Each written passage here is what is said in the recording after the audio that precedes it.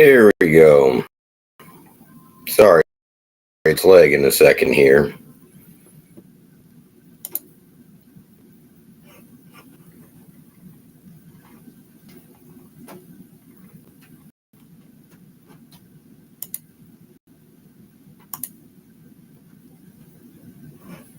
There we go. Okay, sorry about that. My computer was lagging. Welcome to this week's episode. We're going to go over the news in just a second here. I'm going to see if Chaz is going to hop on here or not.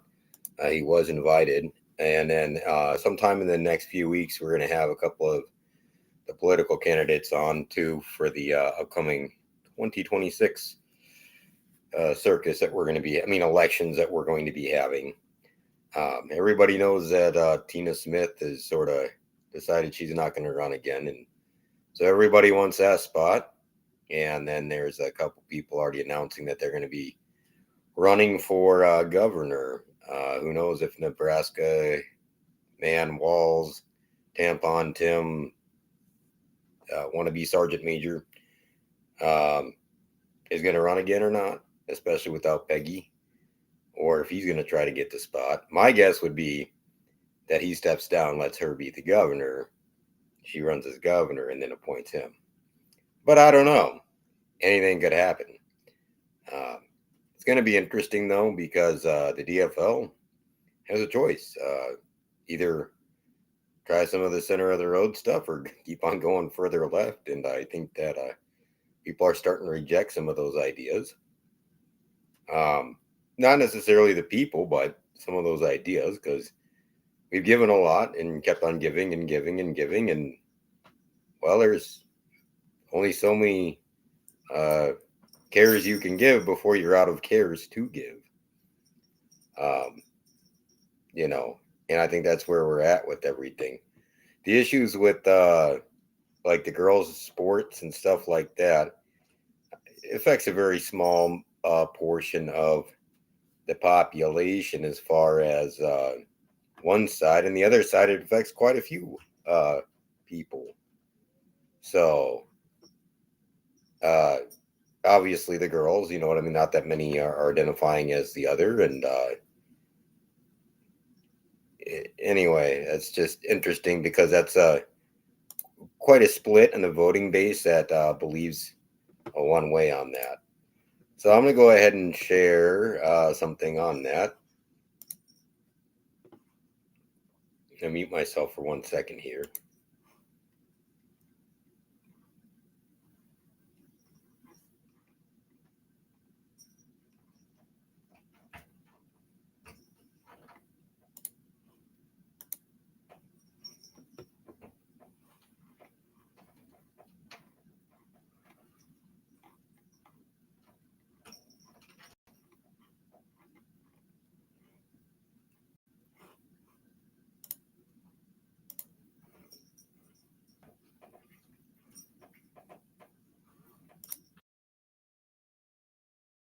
Okay, so Keith Ellison, our lovely Attorney General here in Minnesota, is fighting the Trump administration on the transgender athlete ban, saying it violates the Minnesota Human Rights Act.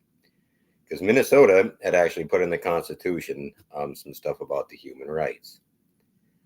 So that'll be interesting when it comes to the federal funding. Because the federal funding, as Trump sort of showed this week, he's sort of going to double down on that as far as the ban goes. Sorry, 1 second. I had to let the cat out of the room. Here you go, kitty. She was climbing at the door. So, Trump actually called out the governor of Maine at, I think it was the Governors Association conference. And that was in regards to the same thing. But it says that he says that President Trump's executive order banning transgender athletes from competing in sports consistent with their gender identity violates the Minnesota Human Rights Act. The Minnesota Attorney General's office opined on Thursday. Hey, give me 1 second here. We are going to go over to that and read that here after this. So the Minnesota State High School League requested a legal opinion from the Attorney General's office after the U.S. Department of Education announced an investigation into the league for not complying with the executive order signed earlier this month.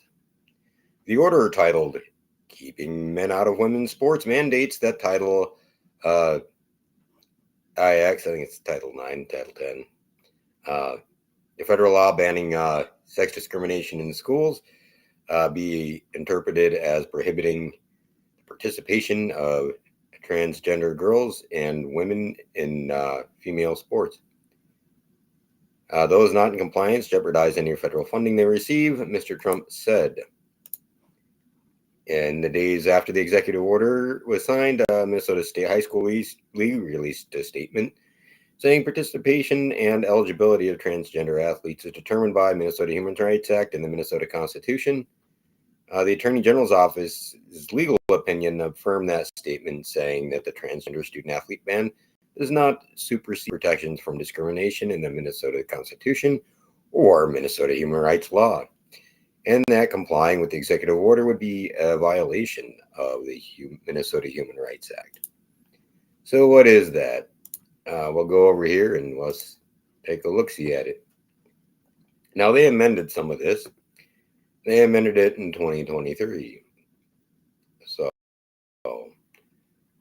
it goes under discriminatory practices and that. So yeah, you can go find that right over here on the state's website. And I suggest you go read that on your own. So what that gets back to is states' rights.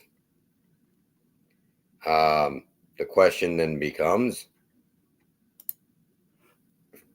does a state have the right to have stuff that supersedes the federal government, right? Can the federal government dictate state laws? One would say that no, but however, the federal government can dictate the funding that they give, right? So they can choose not to fund stuff that goes against federal laws. So it's not saying necessarily that the state doesn't have that right, just then they don't have the right to the federal funding if it's in conflict. I'm in agreement with states' rights because states should be able to determine their own rights. In fact, I'm down to local city level rights because municipalities should be able to also determine their own future without the county getting involved and vice versa and so on and so forth, as long as it's not in opposition to each other.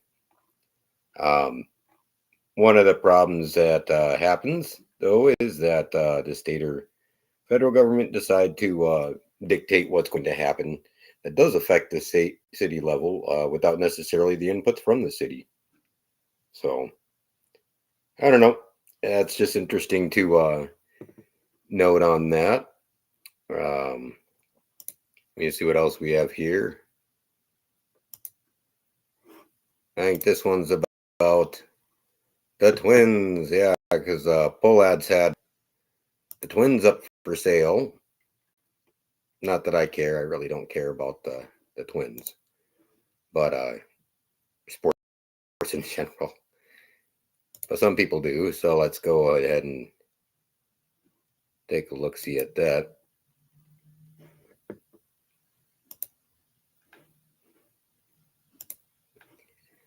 Okay.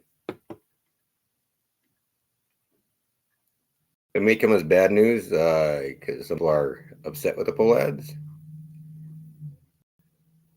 And there's a chance that it's not going to end after the prospective billionaire buyer, Justin Ishibia,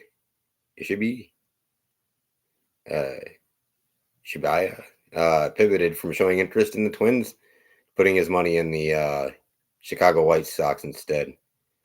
So Minnesota's so awesome that even, yeah. Anyway, so it was valued at $1.46 billion. Part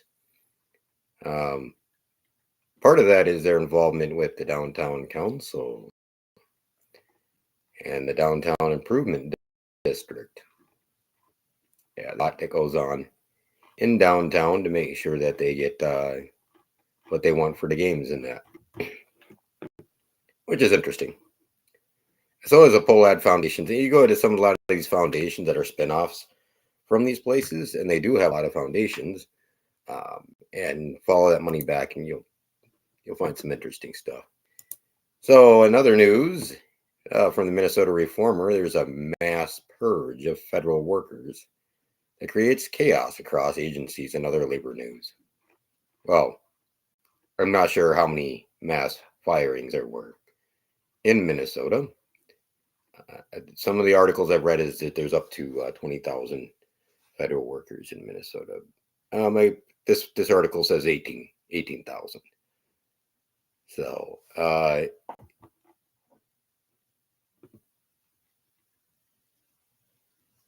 so they have firing of up to 200,000 total employees out of the 2.3 million.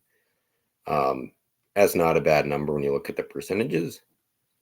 There's a lot of redundancy in government, and the government systems are old, ancient. And a lot of the systems that they do have just straight up don't work appropriately. We saw that with the MNLAR system here in Minnesota. So, included Department of Agriculture people laid off regarding the bird flu. Bird flu. Yeah, I did a video or something about that a while back. So I posted it at least to the twatters, the Twitters, the X's, whatever you call it. So bird flu is interesting because like they had a whole summit, just like they did for COVID before COVID happened. Now that everybody's so interested in that, I might as well just pull it up and show you real quick. Birdflusummit.com, I believe it is.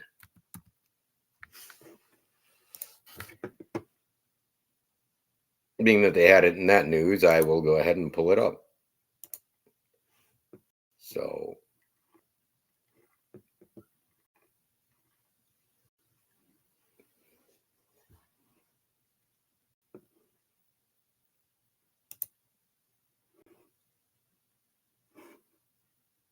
and it's still loading.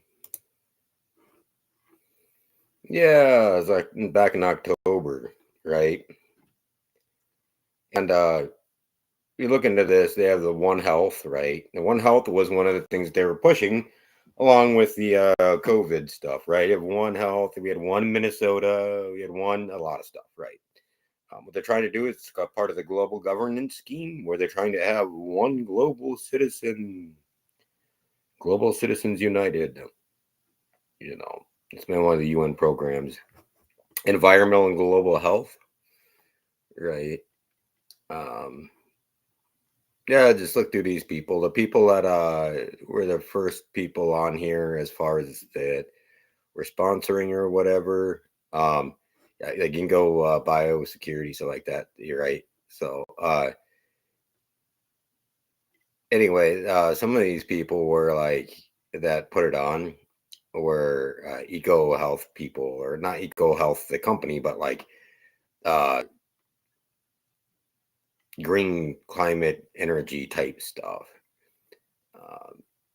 So the first people that I had on here that were the ones that were sponsoring it was them, and that's interesting. So we'll pull up the brochure and the sponsorship and exhibitor.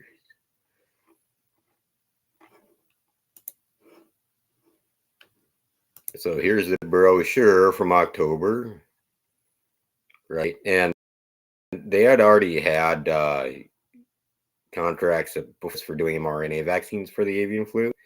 They started in like May, and you can just look on your own, be like mRNA bird flu, and you'll see. They had already did in the pipelines like they did with COVID. This is all planned. Okay.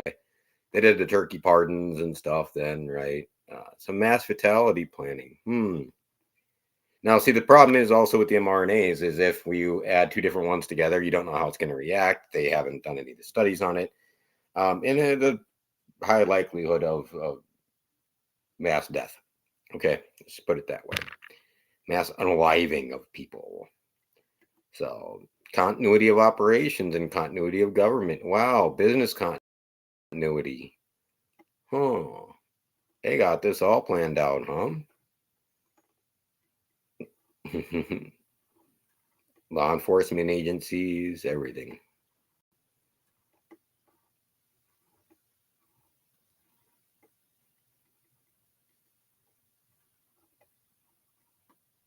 So, I just suggest you go here and just check out the stuff, man. It's right here. You know, military preparedness, all that jazz. Remember, though, they were still pardoning turkeys, right? Walls was up there pardoning turkeys. Let me see if I can find a picture of Walls with the turkey. Give me 1 second here.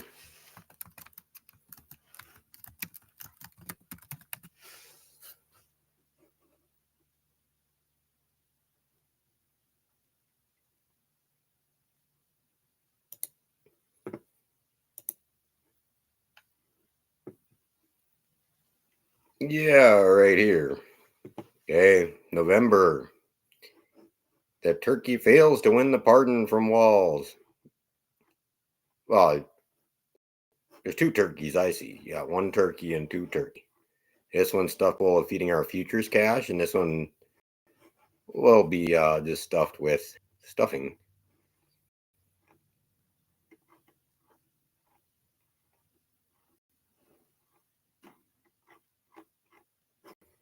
So,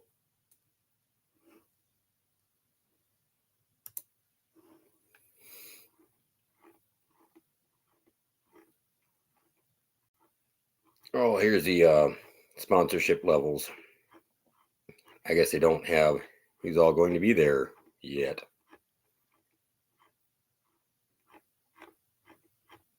Yeah, they sure do somewhere. But let's just real quick see if I can see any videos on Bird Flu Summit.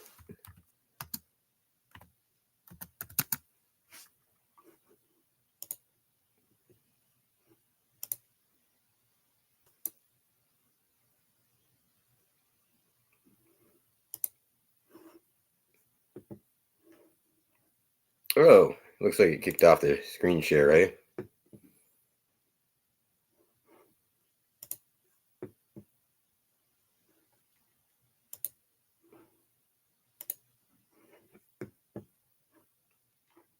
There we go. There's Walls.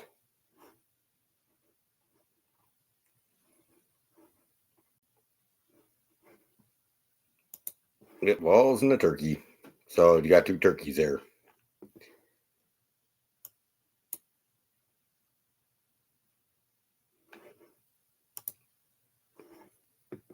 Yeah, I guess when you just close out the tab, it also closes out the media. That's cool. That was the problem I was having. Okay. So I'm gonna come on over here in just a second to X, and we're gonna look up some stuff by Dusty. He's a GOP guy from Minnesota up here.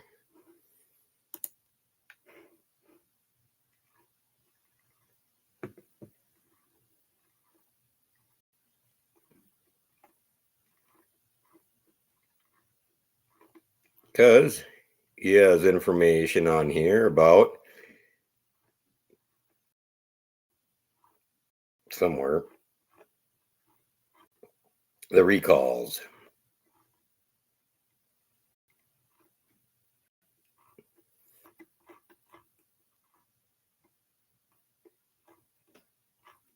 Must be on his other account. Sorry, he has 2 of them.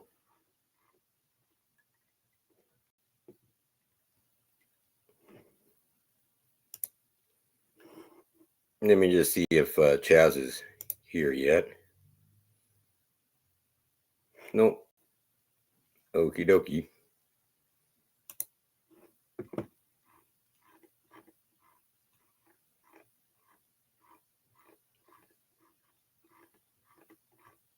Somewhere on here, yes. I'm gonna scroll down. You're talking about the federal firing and that. A lot of people don't realize that yeah, a lot of Minnesotans have been laid off here and there since COVID and because of COVID and all that jazz. And both the GOP and the Dems are playing games in our House and Senate up here with some of the bills. But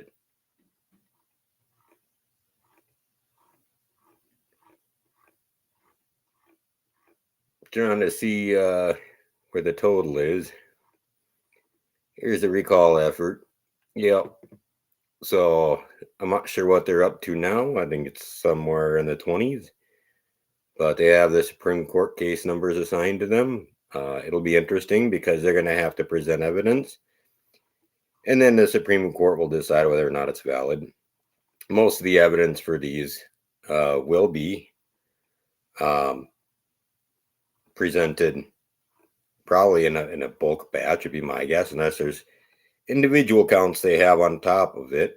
I would highly suggest them, I don't know, reading the statutes surrounding election certificates and members and read the House Journal, because remember in the House Journal, we went over that last week. In the House Journal, these people did not provide their certificates to the Secretary of State and get sworn in. That is the way to do it per the law, and the law going back to the early 1900s. I think it was 1908 was the original statute, and it says they shall show up in the seat of government. And here's what they do. It doesn't say maybe. It doesn't say, if I want to skip, I can. I want to stay home and cry, I can. So I really hope that this does work, but will it? Who knows with the left-leaning Minnesota Supreme Court. However, they were interested in hearing the case against Simon for similar reasons. So recall's going, I guess. And hopefully we get more information on that.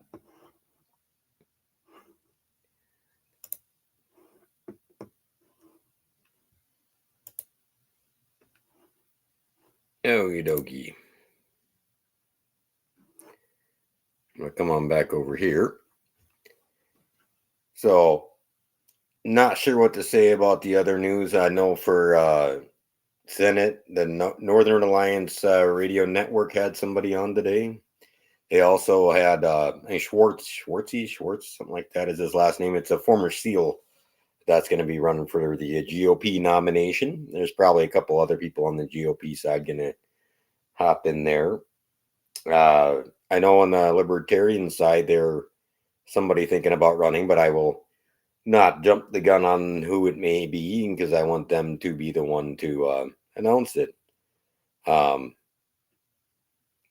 I know Reverend Tim Christopher is looking at running for lieutenant governor with a gentleman. I'm not 100% sure his name. So we're going to go over to Rev Tim Christopher's page and figure that out real quick on who that guy's name is.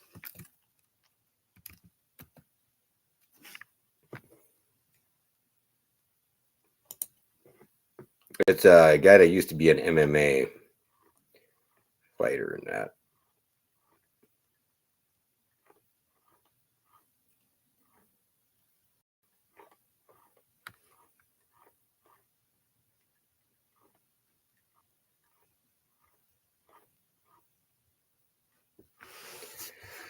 Let's see.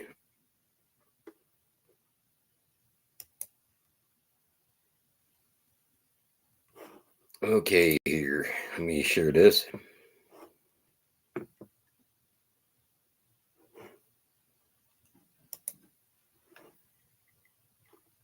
Brad Kohler. So Brad Kohler is the guy who's running for governor. I'm not sure if they're going to be trying to get the GOP nomination or not. I don't even know on the DFL side is actually going to be running. But I guess we'll get that figured out over the next little bit here. As far as my view on the news in Minnesota, up here, nothing's really surprising me.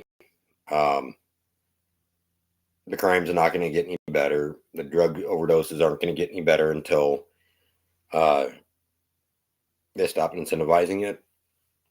The easiest way to put it. I know that Trump's going to be cracking down on the gangs and the drug trafficking. The problem is especially in a lot of the blue cities like Minneapolis, you have a lot of nonprofits and foundations that make a lot of money off it. And if that problem isn't there, a lot of people's jobs go away.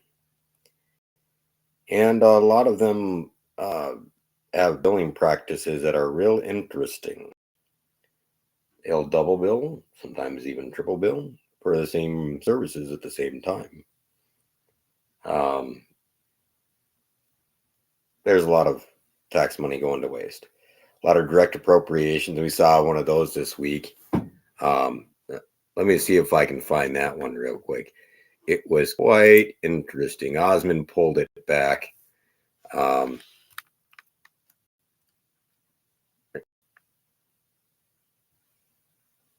Osmond, I'm sorry, Omar. And it gets interesting though, because so the We Win Institute is who it was, and it gets real interesting though when you get into who was involved. Okay.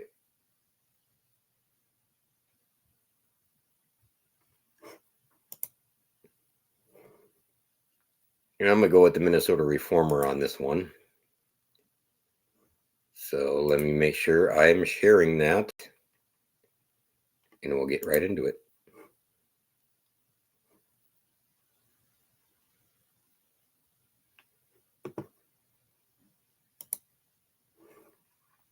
So they're mistakenly, quote unquote, listed as a board member of the nonprofit seeking a $15 million in grants. Okay. And Senator Zaib Mohammed. And that actually is interesting because if you remember back when there was an issue with some of the ballot mishandling and whatever, I think it's 2020, 2021, she was living with one of the guys. So she says she was never a member of the We Win Institute. She got labeled on it mistakenly as a board member. And they say it's going to be fixed. The director, not even going to try to pronounce that. Apologize for the confusion. They spelled her name incorrectly on it. But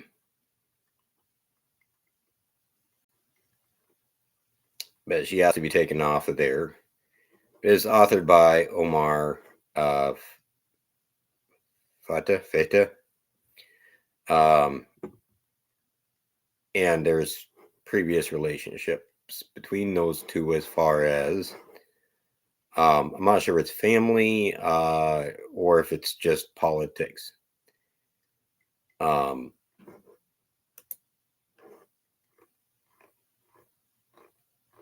trying to find the article I had up earlier about that.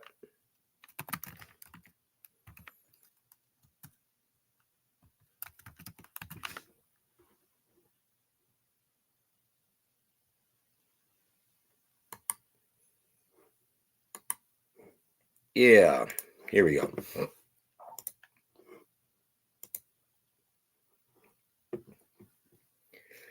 So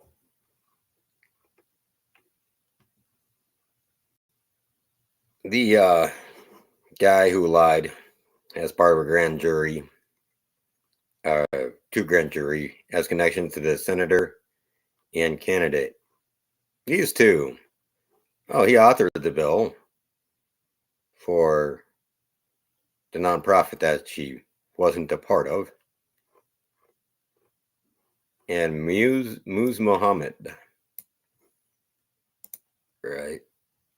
And right here, the address is listed to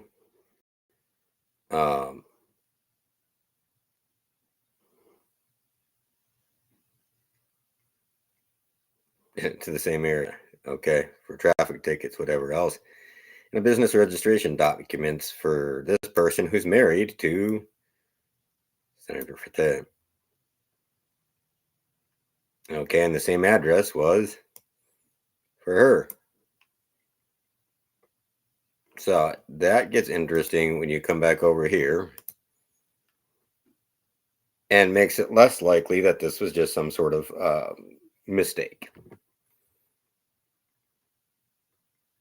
But it could have been an easy mistake. They just made a mistake of also, I don't know, lying to grand jury about ballots or whatever.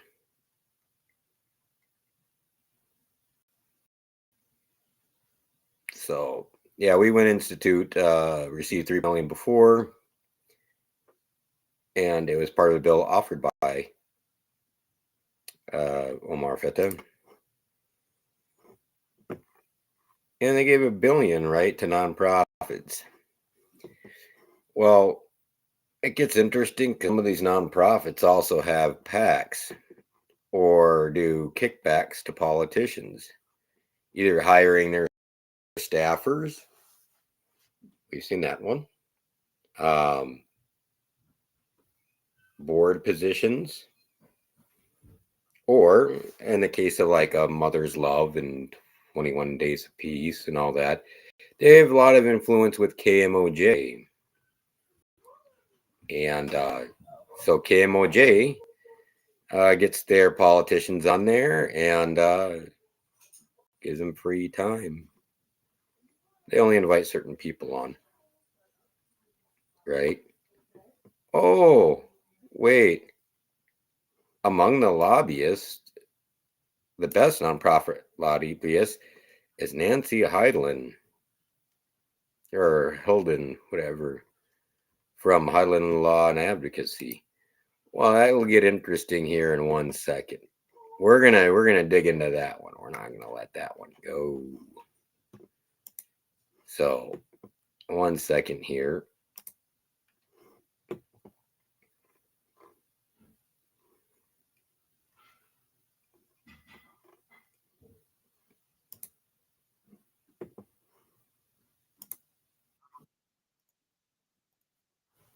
Okay, share this tab instead. So if you don't know,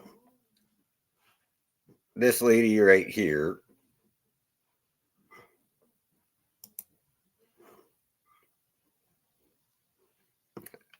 Amy Koch had gotten in trouble for sleeping with a staffer who was Michael Broadcourt. Okay. The guy wants to be DFL now. She's a lobbyist for the nonprofits, and he's a lobbyist for the nonprofits. And guess who they used to work for? Yep, Nancy. And they Amy and I and Allison and other people at our firm, we've been talking to a lot of attorneys lately because we have an exciting announcement.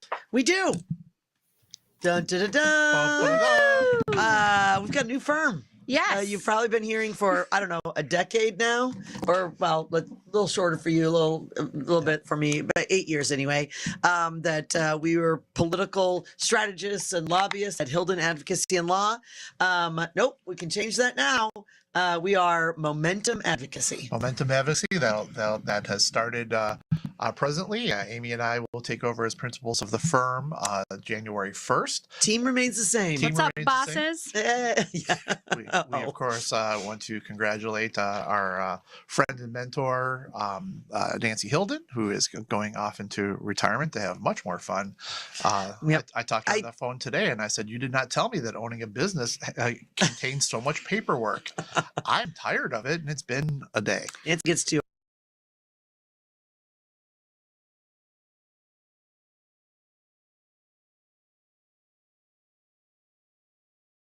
The rest of that's just housekeeping for them. So, yeah. So she was a lobbyist for millions of dollars in nonprofit clients. Well, that gets real interesting, as we're going to go over here in just 1 second. I don't know why my computer is being so slow. It's the internet or something.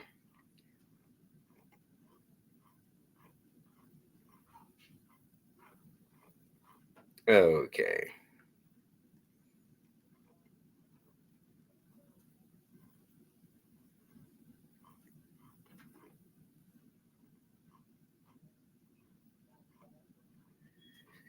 Oh, it's just a couple more posts.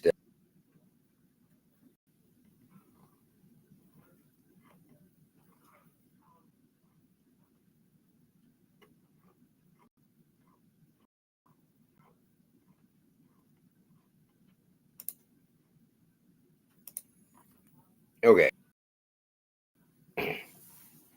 Stop some stuff.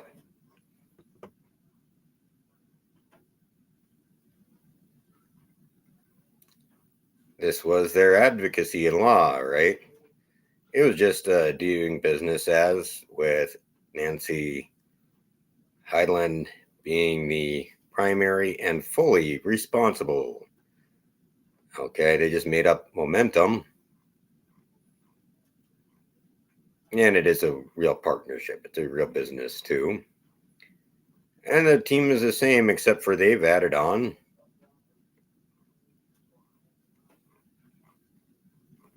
Mayor Mike, right here. Mike Franklin of Jordan, Minnesota, who helped them start the Wrong About Everything podcast and refuses permits for simple stuff, including federal laws. But it gets interesting because they had done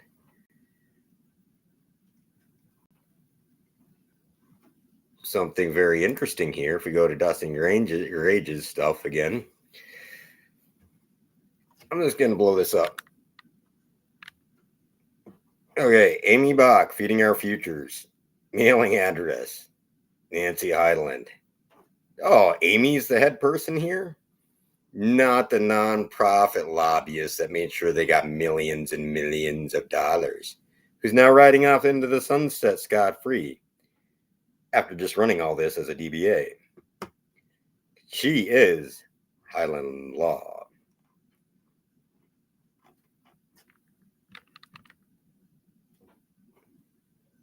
So I'm going to back out here.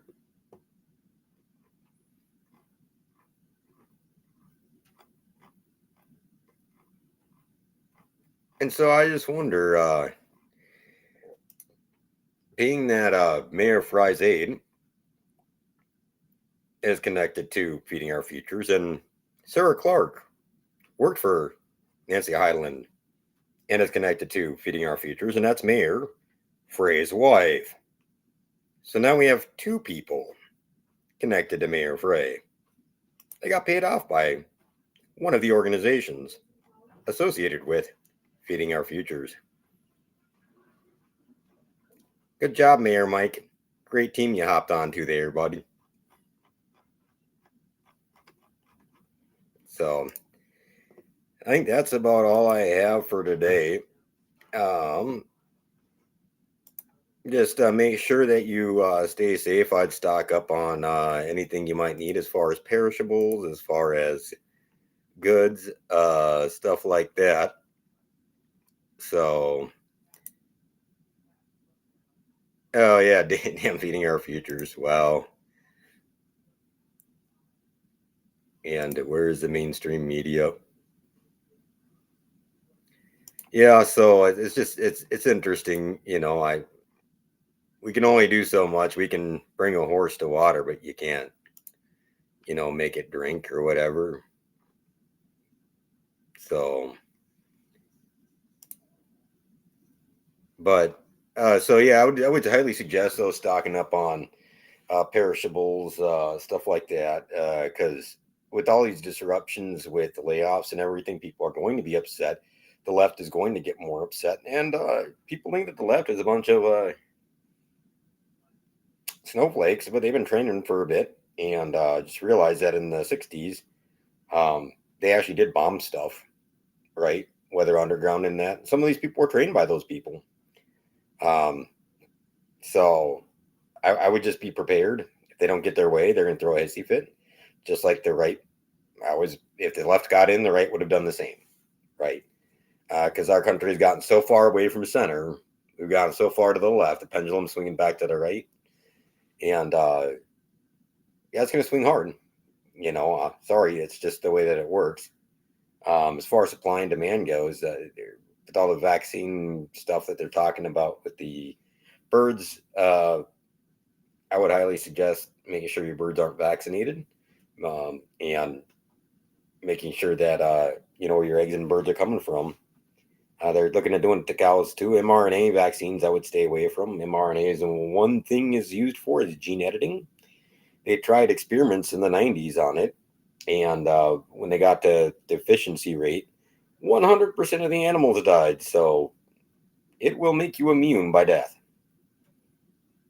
So I would just stay away from things that make you immune by death. That just unless you want to do a voluntary extermination of your group or people or whatever else. But yeah, I'm not saying stock up like crazy, but slowly stock up, have stuff available, because this is going to be an interesting year. And in my view, overall, they're pushing CBDC, which they're going to be doing through the rebates and stuff like that, and the Federal Reserve stuff that they're talking about. So they're going to be doing a universal basic income, just like the left was going to, but the left was going to use the pandemic type stuff to do it. Just like you've seen the censorship industrial complex on the left, you're going to see that on the right. They're going to be clamping down on the Palestine stuff. They're going to be clamping down on anybody that's not against the Christian and nationalists. It's something I've been warning about for about 2-3 years, or more than that. 2019 is when I really started warning about it. And 2020 happened. I started working with the left a little bit and saw that they went completely off the rails and said that, hey, if you don't get back to the center, and there's a pendulum's going to swing back the other way. And they did. They just kept on going further left, and they were screaming kill Whitey and stuff like that, which I'm not down with. I'm not going to kill myself or want my kids to be, you know what I mean, discriminated against. Like, I don't want your kids to be discriminated against. But the left's rhetoric has gotten so crazy, and their things are never going to stop. They're going to keep on pushing, just like the right's never going to stop. They're going to keep on pushing. You see how far they can push the buck with what they're doing. They don't care about authoritarians. They only care about their authoritarian not being in power. So if they both wanted a dictator, it just was which dictator did they want? I'm not saying that good things are not happening. I believe in local governance and self-governance, but that takes personal responsibility, folks. We've gotten away, and we think that the government should be telling us what to do rather than us deciding socially like how we want our community and whatever else to function. And so we've gotten rid of the individual and group social responsibility for the government telling us what to do. And so we've ceded all that power to the federal government, and it needs to be local. It needs to be small. Because you can hold your local city accountable, but you can't necessarily hold the feds. And there should be representative government even at the local level. right? But the thing of it is, though, each town shouldn't be able to force their stuff. If they think that they're a bunch of rainbow donkey unicorns from some sun in the Andromeda galaxy, that's okay. They can have that delusion. That's no problem. Okay, I respect that. That doesn't mean that they have to bring it to my town and I have to accept it in my town or my house, or you go down the list.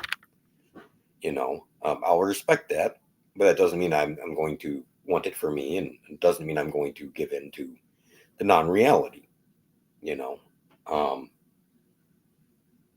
So that's pretty much all I have today. Just stay safe and keep center, and try not to go on either side, to the far right or far left, because I think that there's a way through all this, and there's a way that America survives. But there's a lot of things we do need to look at, like the demographic collapse, like the economic collapse, and you go down the list, that will be coming naturally, and that is all by plan. That's what the One Minnesota stuff is that we'll be going over at 6. The Horizons Project and the World Futures Society. Thank you for tuning in, and hopefully next week Jazz can be on here with me. I may have sent him the wrong link, but I don't know. I'm trying at this stuff, but I'll be back on here in about 10-15 minutes with the One Minnesota stuff. You guys have a